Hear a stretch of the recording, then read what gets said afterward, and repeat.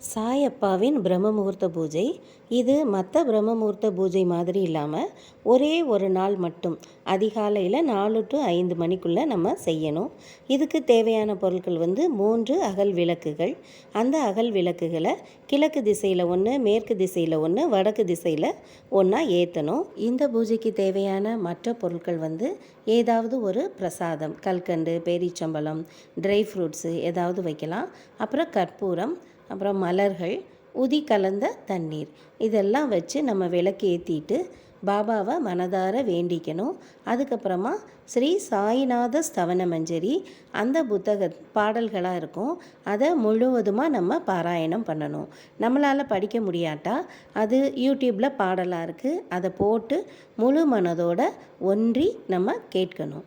அதை கேட்டு முடிச்சுட்டு தூப தீப ஆராத்தி செஞ்சு இந்த பூஜையை நம்ம முடிச்சுக்கலாம். இந்த பூஜையை ஒரே ஒரு நாள் நம்ம செஞ்சால் போதும்.